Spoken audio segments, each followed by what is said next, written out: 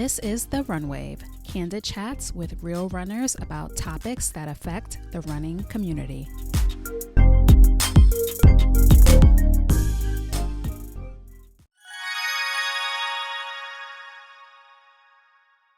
This show is sponsored by Midstrike Magazine, the first diverse digital running magazine. Use code TheRunWave to save 20% off of your magazine subscription. Visit midstrikemagazine.com for more details.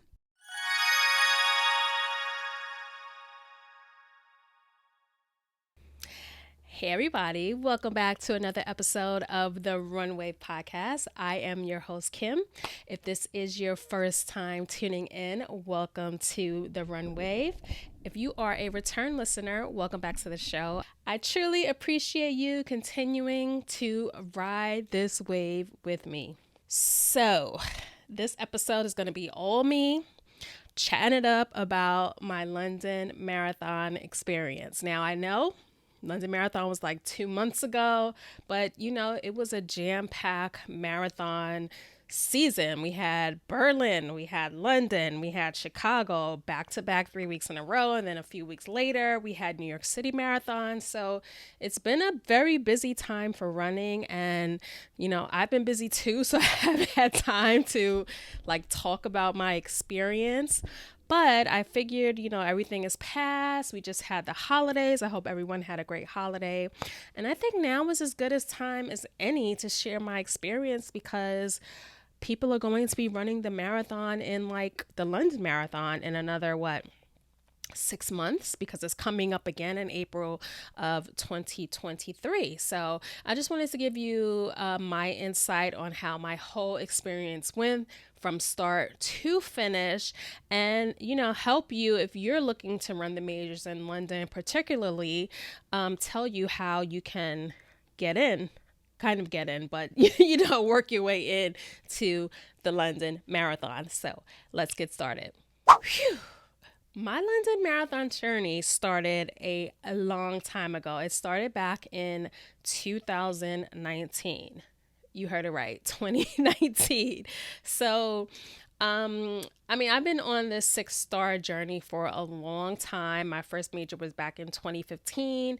And, I hadn't done a major before Boston. If you heard my Boston Marathon story, go back and listen to that. But before Boston, I hadn't run a marathon in a minute. It's been a while.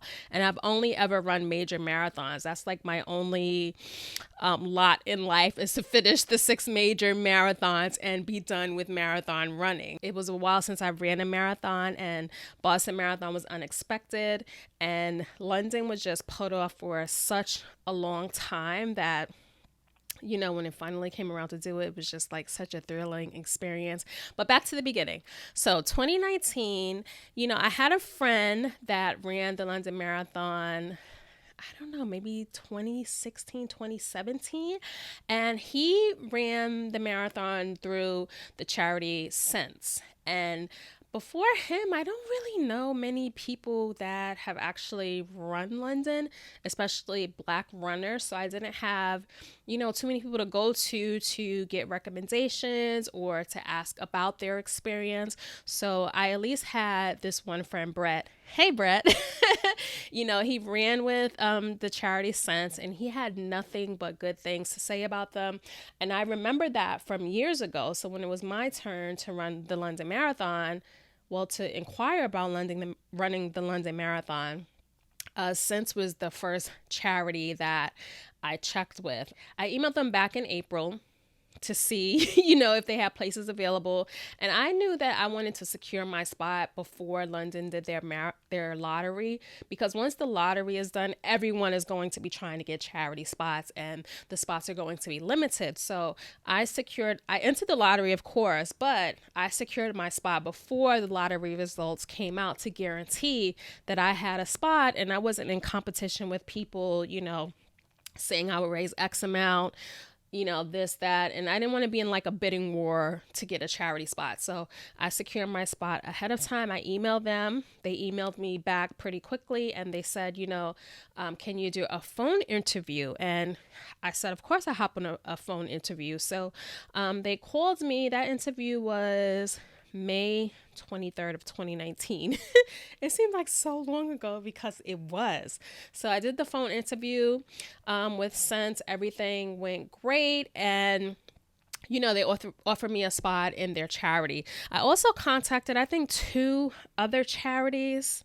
One was, I think, Get Kids Going, and I didn't go with them because they wanted all of the money up front, which I thought was pretty weird. So they were out of the question. And I think I contacted another charity. I can't remember the name, but, I had it set in my mind that I was going to go with Sense. I knew that they were a good charity. I had a friend that ran with them previously, and I also mentioned him during my interview. So I think that may have gave me a leg up as well. So if you know someone that has run with a charity previously, it's always great to mention them, when you're applying with these charities, because they like when their previous runners refer other people, and it just keeps it all in the family. So they gave me a spot. I had to pay £100, not dollar.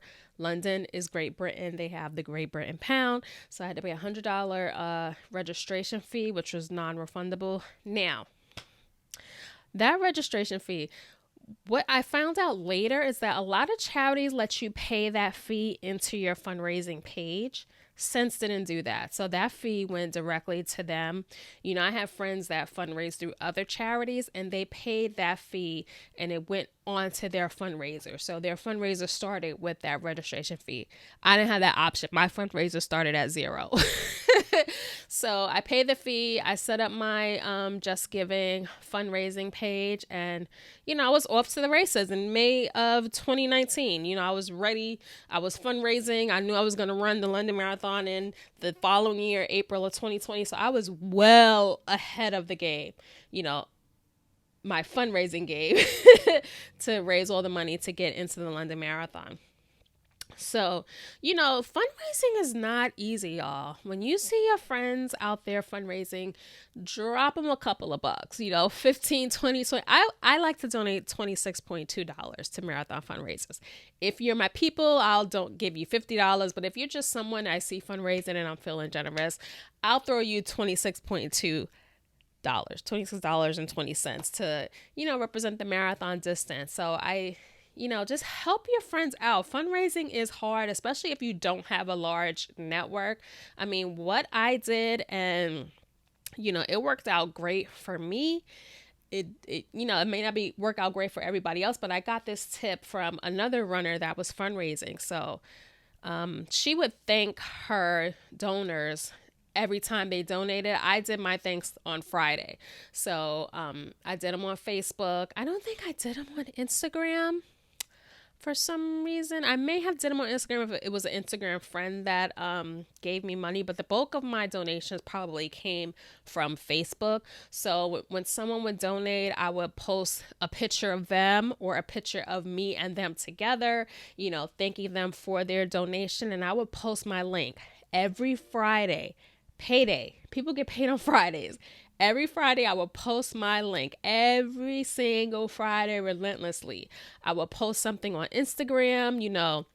I was running, so I will post my runs every Friday and say, hey, your girl is fundraising for London. Drop me some coins if you're feeling generous. On Facebook, I will post the picture of the person and thank them every single Friday on Facebook and put my donation link in that thanks. And it's a nice way to say thank you. People like to be thanked, especially publicly. We're in the social media age and people like to see their face and their name in print. We're narcissists. It's the culture that we live in today. So if you're fundraising, thank the people that have donated to your fundraiser publicly and post your link Closed mouths don't get fed. I put that in my Facebook group every week. Closed mouths don't get fed. If you don't ask, you will not receive. If I didn't ask for my Boston Marathon entry, I would not have received it. So people, open your mouth and ask for things that you want. If you know someone that can help you to achieve your goal, ask them. The worst that they can say is no. You hear that? The worst that they can say is no. So every single week I posted that link. I got donations in every single week. I didn't badger people. I didn't message people on the side and say, hey, can you hit me up? I was just very subtle about it. When people were feeling generous, they donated. And I think that's how you have a successful fundraiser. You don't have to raise all of your money today. You can take your time and do it. And, people appreciate that you're raising money, especially when you're raising it for a worthy cause. Try to find a charity that, is doing something that's close to your heart. So when you're posting about it, it's genuine and people can see that you care, about the charity that you're fundraising for. Okay, so we're still in 2019, right?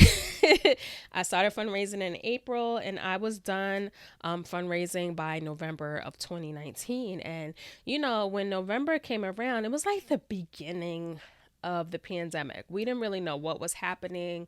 We were hearing things about, COVID happening. Oh, at that point it was overseas, right? It wasn't even really here yet.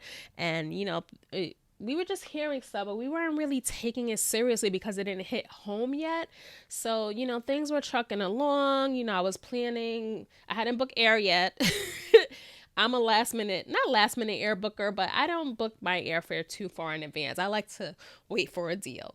That's how I travel. So I didn't book my air, but I was planning to get to London somehow, some way. And, December comes along and COVID cases are coming in.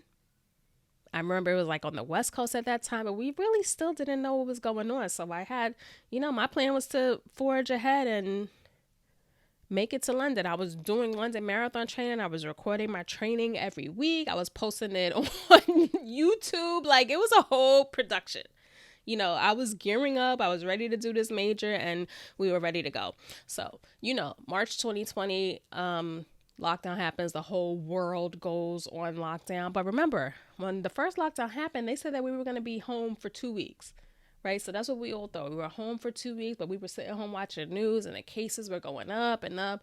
And, no one knew what was going on at that time. I don't remember the exact date that we went on lockdown, but I remember I got a text message from the charity and they were very good about staying in communication with the runners. We got text messages. We got emails weekly. They were a very good charity communication wise. So I don't remember like the exact timeline, but I remember the London Marathon, they had changed their date to October of 2020.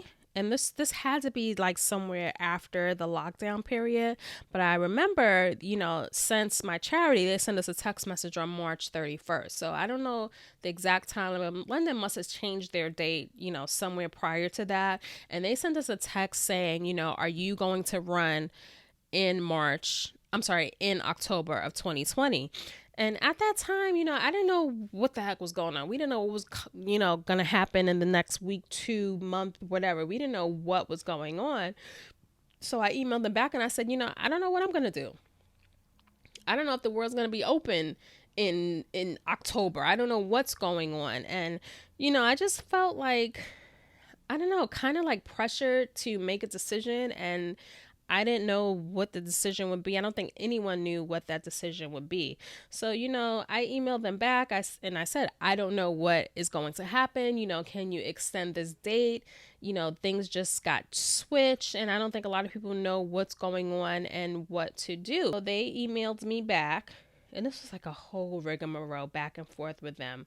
So, I asked them if I would have the option to defer or not. So this was April 9th, 2020. They said, thanks for getting in touch. We sorry we weren't able to give you more information sooner about deferrals. At the moment, the event is going ahead and we are only able to offer deferrals to those who are unable to attend the new date in October. No one knew if they could attend the new date in October.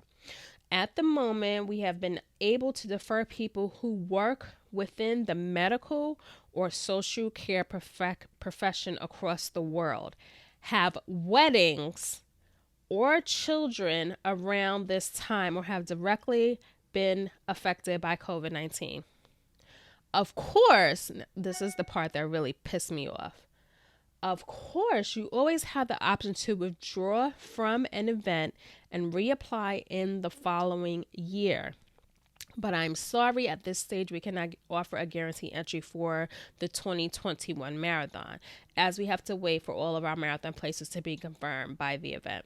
So they were basically saying that if you weren't a frontline worker, if you didn't have a wedding coming up, who had a wedding coming up in 2020? Who was the other thing that they said?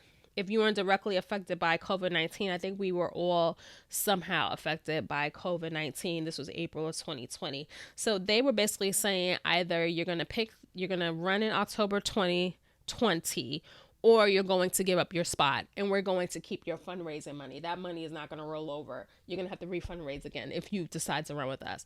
So, I mean, at that point, I was so disgusted with them, quite honestly, because it's like, I had people that I referred to the charity that didn't even raise all the money yet, and that they deferred them.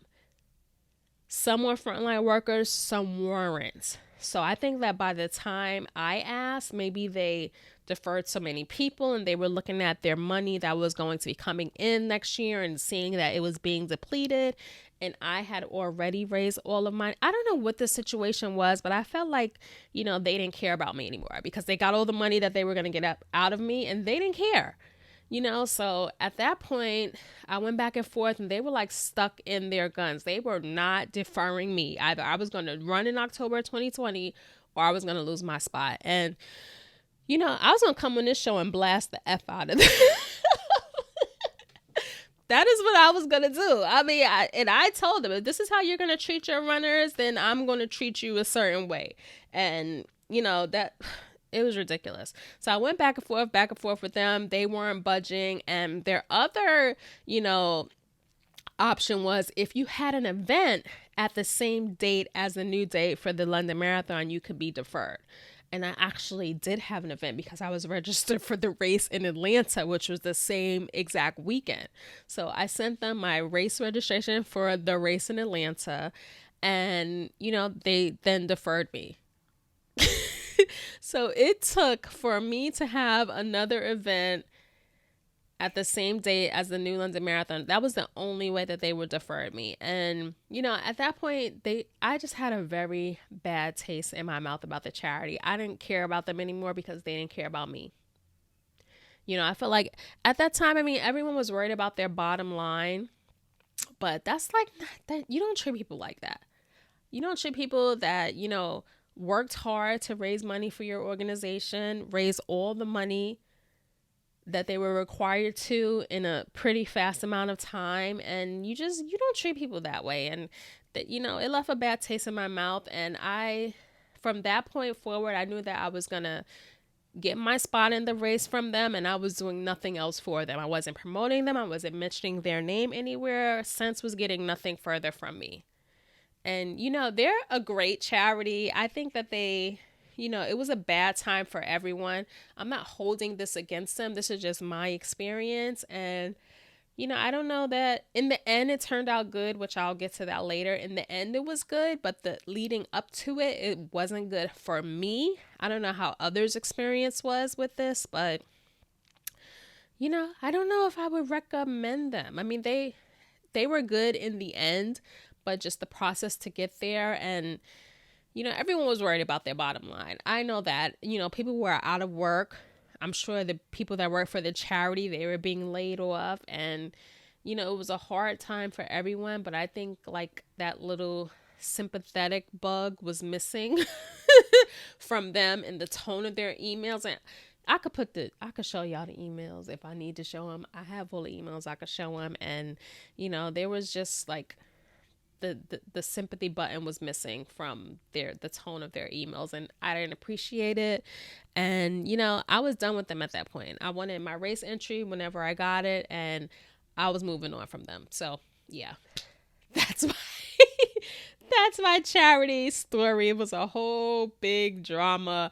It ended up working out in the end, but getting there was a struggle, but I got there. So you heard my whole charity drama, but would I recommend them? Yes. It was a hard time for everyone in the world, and I don't think they went about things the right way. In the end, they redeemed themselves.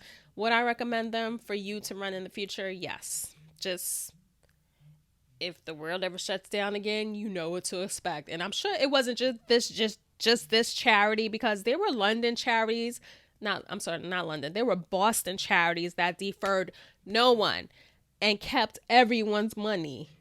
It was crazy. If I had fundraised for Boston for 2020 and they kept all, and but Boston starts at 5Gs, and most of those charities want 75, 12,000, ridiculous amounts, and a lot of people lost out on all that money that they've raised for those charities. So I feel horrible for them, but listen, we raised this money. We want our spots. We want the spot in these marathons that we raised the money for. And, it's not right and let me tell you, the charities, they own your registration.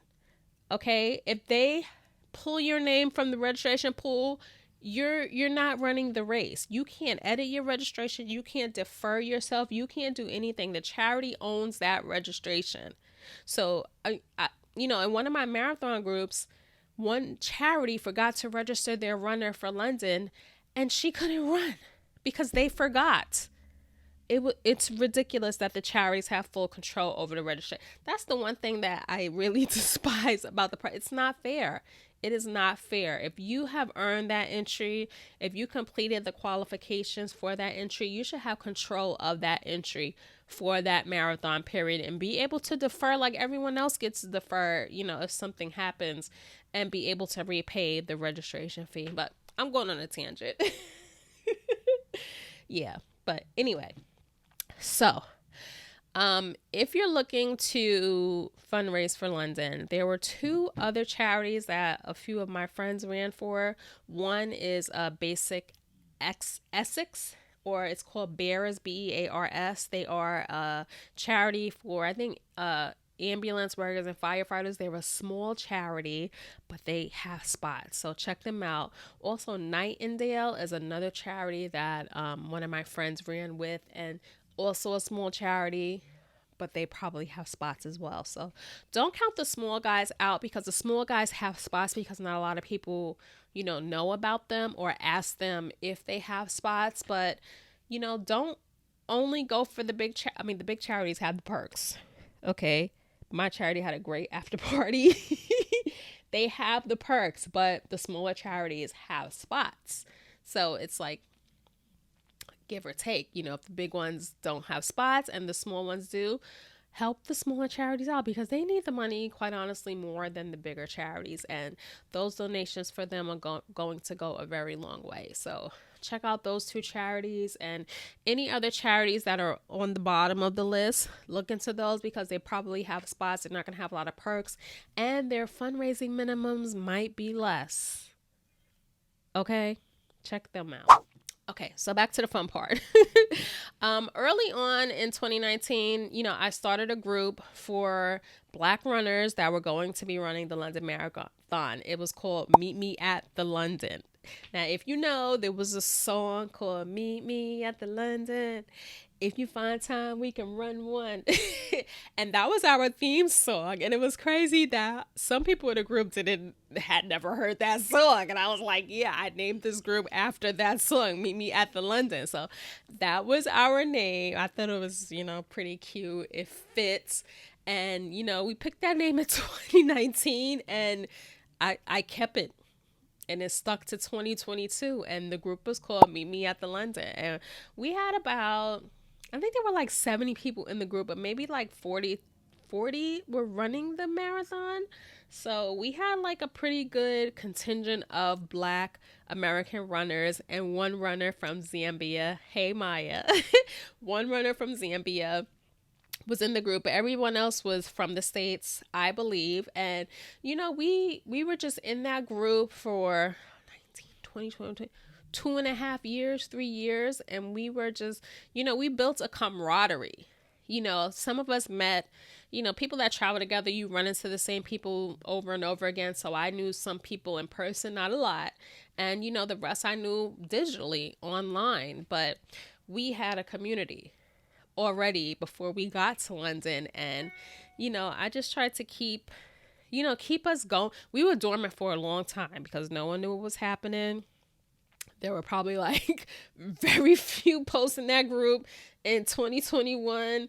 And, I think like the end, maybe like 4 months before the race, I started ramping up posting weekly to see how people were doing in their training.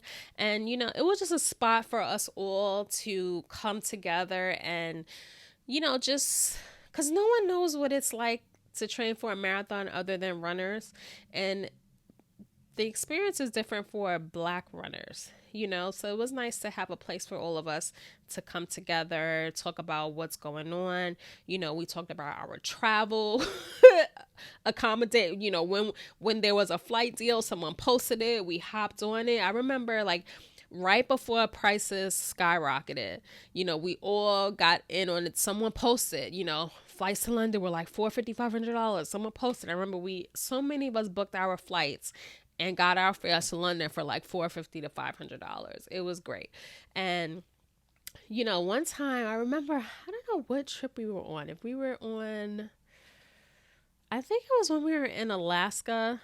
I was talking to McKinley and then, I'm like, where are you staying in London? And he's like, I don't have anywhere booked yet. And I'm like, I wonder if a lot of people in the group don't know where they're staying.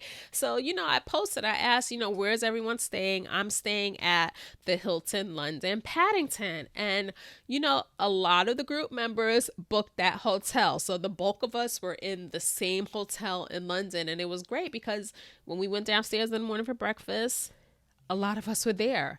And if you traveled alone, you were never alone because you knew when you saw a Black person in the hotel, chances are they were in to meet me at the London group. And all you had to do was say, hey, I'm such and such. And you made a new friend. So it's, at this point in my running career, I don't mind traveling alone because I always know I'm going to run into somebody. And I prefer to travel alone because I like to have my own space. I like to have my own hotel room. I like to not have to, ask people what time they're ready to go. I like to move when I move. So I like to travel alone and meet people when I get there and have my own alone time at night. And, so it works out well for everyone. Some people like to travel in groups and there's nothing wrong with that. I've done the group travel thing. I like it sometimes, depending on who I'm with. Sometimes I don't like it.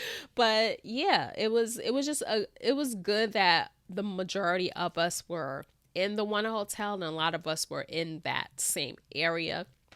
So it made it easy for, people to link with other people, during that 5 or whatever week we were in London.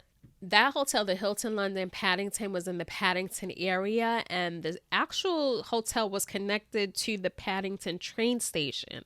And I mean, if you've been to New York or any major city that has like a main train station hub, it was kind of like Grand Central Station. It was like a huge train station. The Queens Line train, which is the purple line from the airport, went directly to that station. So we took one train straight to our hotel. It was a great central spot to be in London.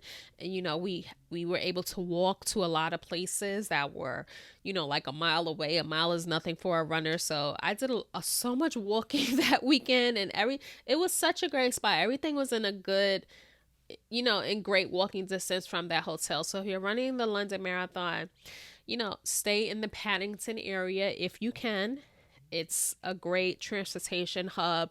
It worked out well for us. There were supermarkets in that train station. Everything we needed was right there. So I really liked staying in that location. I saw other locations like Kensington was beautiful. I kind of wanted to stay over there because it's just like London is like so picturesque. You see these streets with these white houses all lined up in the row, and it's like Notting Hill, like one of my favorite movies, Notting Hill. It's like watching you're in Notting Hill in real life. But yeah, that was a good central area to stay in if you're looking for accommodation locations in London. And the price was right too. So my travel days for London were Friday to Monday. So I left New York Thursday night, got to London Friday morning. Friday morning, we did the hangout, whatever. The hotel let us check in early. And I don't remember what I did Friday. I can't even tell you what I did. I have no idea what I did early Friday. But Friday night, I planned a meet and greet for all of the runners in the Meet Me at the London group. We went to... Now, here's the thing. If you're Black in London, go to the Black neighborhoods and hang out. Go spend your coins at Black establishments, at Black-owned businesses. So before we even got there, I arranged a meet and greet. The first thing I did was Google Black-owned restaurants / bars, pubs in London. And I got a list of restaurants and I contacted a few. Some didn't have availability, some did. Once they got back to me and said they had availability, I looked up the reviews. I looked up, the neighborhoods, the settings, all of that. And I decided on the Prince of Peckham, which is a pub. It's Black owned. The menu is like a Caribbean basement. It was great. So Friday night, the majority of the group headed to Prince of Peckham. It was like an hour. Actually, it was only 4 miles from my hotel. I don't know why it took 45 minutes to get it. First of all, I was trying to take an Uber. No Uber would pick us up. No Uber, no cab, no Black cab would pick us up from Paddington to take us to Peckham, which was 4 miles away. No one would pick us up, which I don't know why. It was bizarre to me. I mean, it was a Black neighborhood, but it wasn't like it was the hood. It wasn't I've been to the hood. It wasn't the they were shooting the place up. I don't know why, no one wanted to take us there. So an hour trying to get a car to get there. We just decided to hop on the train. It took the London train system is a mess. I did not like it at all. I didn't like it. You got to take a train 2 stops to go here. Then you got to transfer, take another 2 stops and then take it's too much transferring. I did not like the London train system at all. So it took us 40 minutes to get to Peckham. And, the restaurant / pub is a pub. It was amazing. The food was incredible. I didn't hear one bad thing about the food. My food was delicious. Everyone who was at that party came up to me and said that their food was awesome. The music was great. They gave us we had the room to ourselves for 2-3 hours, and at a certain time they opened it up to other people, but the bulk of the time it was to ourselves. They had a DJ there. The drinks were it was a vibe. It was a whole vibe, and it was just so much fun that everyone finally came together. They put their social presences to the real person, and I remember I didn't take any pictures that night. I didn't take any pictures, so I just stole pictures from everybody else, and it was a good, when you I didn't totally unplug, but I unplugged a little bit, and it was just nice to just see the event from everyone else's perspective, and it was a vibe. We had a great time, and luckily we were able to get an Uber back to the hotel. I was not getting back on that doggone London train. I don't like the London train. Oh my God. I was not getting back on that London train. And it was pouring down, pissing it down. This is what my people in London say. It pissed it down. It pissed down. That means it was pouring cats and dogs. It was raining that whole first night. It was cool to cold. Okay. All I had was a moto jacket. I wasn't freezing, but it was a little cool in London at that time. So yeah, we got a cab back, and it was a dope start to the trip. Friday night was amazing. Shout out to Prince of Peckham for hosting the Meet Me at the London crew. Everything was fab. Okay, so Saturday, it's when you marathon weekend, you're just going the whole time. you don't there's no sleep on marathon weekend. I say that all the time. There was no sleep on marathon weekend. You could sleep when you go back home.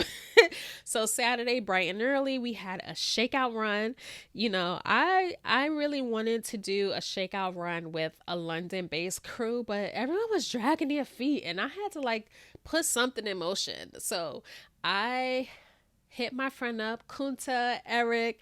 He was on the podcast with his More Than Running boys. He has his own, thing going now, Keep It Moving production. So I hit him up like, you know, would you be interested in hosting our group on a shakeout run? And he immediately said yes. We got in a group chat. It was him. It was Jesse from Midstrike Magazine. And, we just made it happen. Kunta planned out the route, and I just made a flyer, took a step back, and let him take control of the day. So him and Jesse, it was Keep It Moving Productions, ex Midstrike Magazine, Shakeout Run. Everyone came out. It was such a good turnout, and it was different people. Like everyone couldn't make it to the party the day before, so a lot of people came to the Shakeout Run that weren't there. So other people got to meet other people. I got to meet people. Corey. It was such a great time, and he took us on the 3-mile Shakeout Run. We were in Hyde Park. We met at Marble Arch, which is like another landmark in London, and he took us through Hyde Park, so we got to see what a nice park. It was like Central Park-esque, so it was really nice park. We did our shakeout run through there, and it was just a good time. And you know what, London, they don't do shakeout runs. That's probably why none of the crews posted their runs, because this is like an American thing. And I remember when I started running back in the day, there was no shakeout runs either. I don't know where this shakeout running came from, but it's a thing now, and us Americans like to do it. So we did the shakeout run, and it was nice. Everyone came together. We had folks from London that came. We had people that said they saw it online and they just came to join us. So it was just like a good group of people that all came together from all over the United States, and we shook it out and we had a great time. Thank you, Kunta and Midstrike Magazine, for hosting that Meet Me at the London Shakeout Run. So Saturday after the Shakeout Run, I went over to Tracksmith. Now, if you don't know Tracksmith, they're like a small running brand. I don't know where they came from, because they just like blew up out of nowhere. Or maybe I just wasn't paying attention. I don't know, because I don't remember Tracksmith from like a few years ago. I don't know how long they've been around, but they've been popping up everywhere. I remember they were in Boston. They did a pop-up in Berlin, and they did a pop-up in London. I think they're opening, where the pop-up was, they're opening a shop there. So I went to their pop-up, and I remember in Boston, they had these fly hoodies, but I couldn't get to the store to get one, so I ordered one when I get home. It's one of my favorite hoodies, and they're expensive, but the quality is excellent, and they're worth every penny. So I knew that I wanted to try to get a hoodie in London as well. But the hoodies that they had, I think it said London, but it didn't say 22 on it. Only the crews had it, and I'm a hoodie girl. I like my hoodies, so I didn't get the Tracksmith hoodie in London, so maybe I'll get one in Tokyo, if they're in Tokyo. I'm running Tokyo, y'all. So maybe I'll get one then. But yeah, we went to the Tracksmith pop-up. They gave cute goodie bags. They were canvas. There was a nice running hat in the bag. And, it's just like a nice little shop to go hang out, meet people. We learned a little bit about the brand. We saw their leisure shoe that they were selling, which was pretty cute. And that was that. Then we headed over to the expo, which was at the Excel Center, and we had to take another 2 or 3 trains to get there.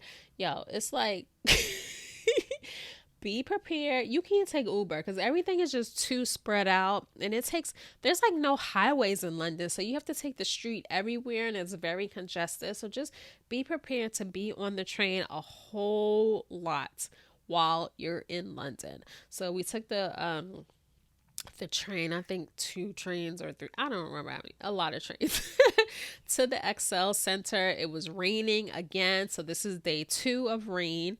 And the expo was nice. It was huge. There were a ton of vendors there. I didn't buy anything. I took photos and walked around a little bit. I went to the Sense tent booth. They had a tent and a booth. And, that was the first time that I was in communication with anyone since that chain of emails that went back and forth with them months and months before. So, yeah, they took my picture, they put it up on the wall, and, that took my, they give it's called a vest, but it's like a tank top. They gave me that. I had no intention on wearing it. I actually ended up tucking it into my race belt for the race. I didn't wear it, but I did kind of wear it. So they gave us that. And, that was it. And that was all the interaction that I had with the charity again, up until that point. Oh, that was Saturday. I went back to the hotel, got some food, and I just relaxed and tried to stay off my feet and, mentally get prepared to do the marathon, which was Sunday. And I was training and then I stopped training because I started getting like a pain on my inner foot and I didn't know what it was. So I rested a couple weeks and then I started running again and then the pain was still there. So I finally went to the doctor and it was plantar fasciitis. I think a lot of people get that.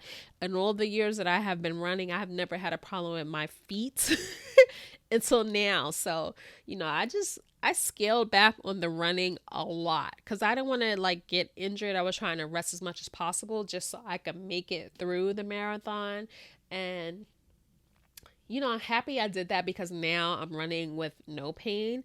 Because after London, I really took a lot of time off and I'm still kind of taking time off, but I need to start training. But yeah, training, it was going good. And then it stopped going good because I had to stop running. It was either running pain or stop running. And I choose to stop running because I don't get paid for this. So I'm not running in pain. I'm not pushing myself to do this. It'll get done when it gets done. So, my reliever of pain was to stop running. And, that's what I did. So Sunday, race morning. I get up. I don't know what time the race started. Is it 9 o'clock? 9 or 10 o'clock? I don't know. I didn't get up too early. I think I got up at 6 or 7. It wasn't that early of a start. And I went to bed at a good time the night before. So I was sufficiently rested. I took my time getting ready. I took a shower. I oiled up. I put my KT tape on my foot because I knew it was going to be hurting a little bit. Put my sleeves on. I got ready in a leisure time and I made sure I looked good. I'm gonna need y'all to stop rolling out of bed and running to these races. Comb your hair, do your brows, and make sure you look good. These pictures are gonna last forever. So look your best on a race day. Don't be rolling out of bed and headed to the start. So yeah, we made sure we looked good. I had a bagel, not a bagel, because there ain't no bagels in London. did I get a croissant? I think I got a pack of croissants. So I had that. There were no bagels in London. I don't know. So I got that and I was ready to go. So I went to the race. It took 3 trains to get to the race, which is crazy. So we got to the race start. It was in an open field, kind of like Staten Island-esque. And, there's a lot of people there. They have the porta potties. The lines were long as usual, but we found a place that had we found an area that the lines were not that long. So I was able to use the bathroom, took our time. We got in the corral and we got ready to run. And, I'm not going to go into the whole details of the race, but your girl cramped up again. If you can believe this, I cramped up again. And luckily, McKinley, who was on the show, he ran with me for the entire race and he had mustard in his race pouch. And he gave me a pack of mustard every mile and that kept the cramps at bay. Who would have thunk it? So mustard saved the day. And, I was able to we had fun. We had a good time. We took our time. We stopped where we wanted to stop. We took pictures. We enjoyed the race. And I was glad that I had him by my side during that race to just, make it memorable. And, he stayed with me that entire, he could have took off, but he stayed with me the entire race. And we just had so much fun. And I'm glad, I will never forget the London Marathon. And that's partly because of McKinley Mason. He made it so memorable for me. So thank you, Mac. At the end of the race, you don't get your tea until the end of the race. Kind of like the Peachtree Road Race, right? Here is the shirt. It is a basic shirt. It's New Balance. It is unisex, I believe. It is the most basic. I mean, it's the same shirt that you get for all the New York Road Runners races, which is, quite honestly, is pretty crappy. They didn't put any effort into designing this shirt. It's just a bunch of text on the shirt. It says 2022 behind it, and it has the finisher right here. So you don't get this until you cross the finish line. It's, dang, could they even give us women's fit shirts? Where am I gonna wear this shirt to bed? What does purple have to do with the London Marathon? Is that one of the colors? Was it special for this year? I don't know where they're going with this purple shirt. The back has nothing on it. It's just New Balance. They put no effort into their gear. All of the gear at the expo was so flim-flam. It was just like the gear at the New York City Marathon Expo. It's just nothing to write home about. And it's so overpriced, y'all. I hate to kill New Balance, but do y'all care anymore? Y'all just putting y'all name on these events and y'all just giving out the cheapest clothes that you could get. I just don't think New Balance cares anymore. It's just you want people to wear your clothes, New Balance. I'm not going to wear this outside. I can't even fit this. It's so big. It's a small. And look at it. I asked them if they had an extra small. They said no. But so where am I going to wear this to? Nowhere. I'm not. I had to go look for it. I put it in the drawer, in my drawer with the rest of my shirts, thankfully, and I found it, but that's where it's been since I got it in London. I'm not going to wear that shirt. Come on, New Balance, do better. But this medal is amazing. Oh my God. The medal looks so good. It's going to be hard to see because it's reflecting. If you're listening to this, go watch this episode on YouTube so you can see the medal. It's just so good. The front has 2022 and in the middle is the Thames River. And then in Braille, I don't know what it says, but there's Braille writing on the bottom of the medal. And it's so nice. It says we finished together. The back has all of the London landmarks on it.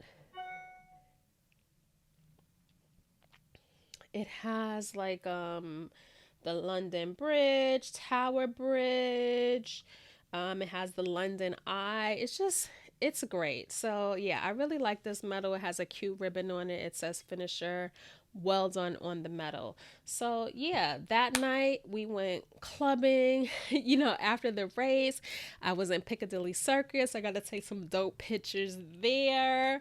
And you can see it on my personal Instagram if you scroll back a couple of months. And it was just London was a vibe. It was one of my best marathon experiences, probably because I saw so many people that I knew, and I just met so many new faces, and we were so many Black runners united in London. It was amazing. So, I mean, at this time in your life, stop waiting for your friends. If you want to do something, just go and do it. Life is not going to wait for you, and you don't want to let these opportunities pass you by. So if you get the opportunity to do anything epic, just do it. You are never alone when you're doing things like this. So, yeah. London was incredible. I'm so happy that I got to do it. I'm so happy that I got to share this experience with you all, and I can't wait for the next one.